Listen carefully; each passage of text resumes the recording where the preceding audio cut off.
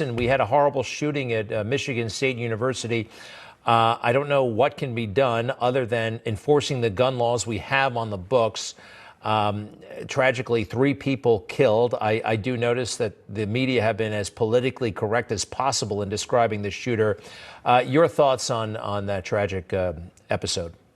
It's absolutely horrifying to think, and my heart goes out to the families. I mean, as a mom of 4 girls, it's the thought I think of every day when I send my kids to school. Are they safe? But let's face what really happened here.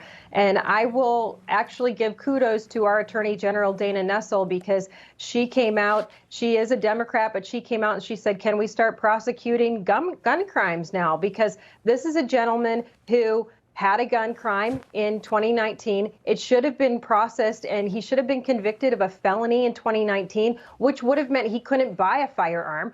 But he was not, because this is a soft on crime city. Lansing is the 17th most dangerous city in the entire country. So this is big news because this happened on campus, but sadly this is happening every day in Lansing. Why isn't it getting this attention on a day when it's a few streets over? And I'm not belittling what happened at Michigan State. I'm saying we've got to start taking this very seriously, regardless of where it happens. And if we had taken it seriously in 2019, it likely wouldn't have happened right now.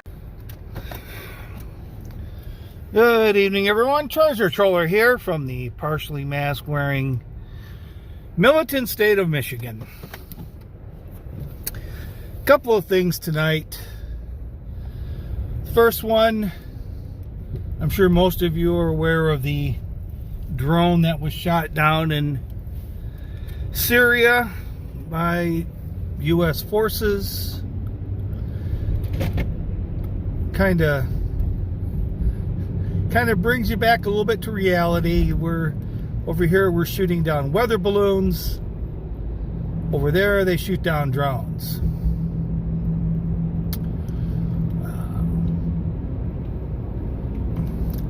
I guess I have a little personal interest invested.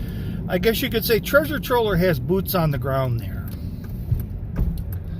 Boots on the ground. So, I guess it's a little more personal for me. Second thing is, when the Jared Adventures with Purpose thing started, and maybe through Lamont, I'm not sure, but is when I was first introduced to the glare. And I was further introduced to a term called tragedy pimp. And I said before, I think a lot of us are tragedy pimps. I mean, if you're going to talk about a tragedy, you know, you're pimping it. And if your channel needs tragedy to talk about, well, or dysfunction, you're sort of a pimp in that respect as well. But this came up today, and I don't think there's a bigger tragedy pimp at this point in time than our governor and dictator Gretchen Whitmer, or a lot of the gun law advocates, because they're apparently now pushing hard for new gun laws because of the tragedy, the very sad event at Michigan State.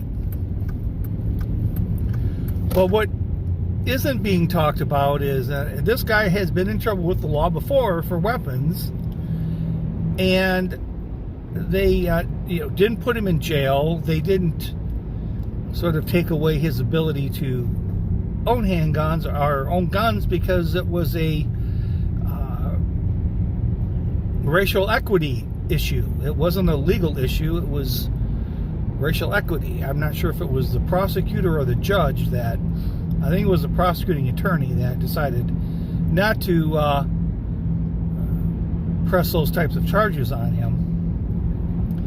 So it really wasn't about the gun laws per se.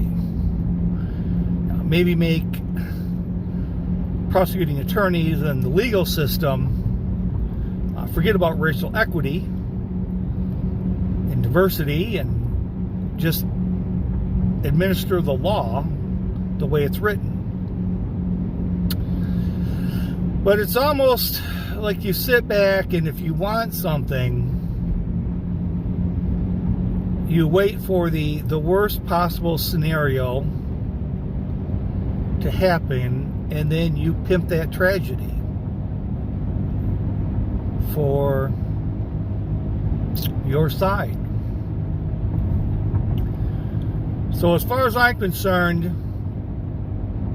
politicians now are tragedy pimps. So Blair, thank you for introducing me to that term. I've got another one on the Republican side that we'll talk about. I'm still giving him a couple more days, and then I will do the vlog on that one. Still waiting for an email that has yet to arrive. So with that, this is Treasure Troller saying aloha and good day.